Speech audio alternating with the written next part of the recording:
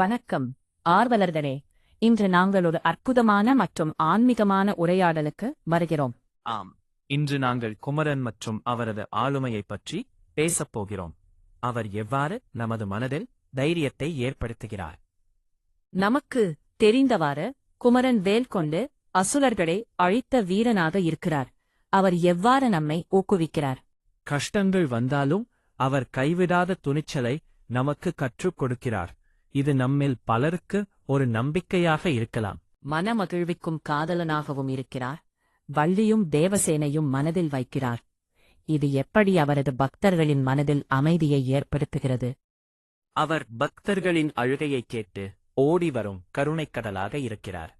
இதற்கு என்ன நீதி இருக்க வேண்டும்? நமது வாழ்க்கை பாதையில் குமரன் எப்போது துணையாக இருந்தால் எந்த தடையும் பயமில்லை.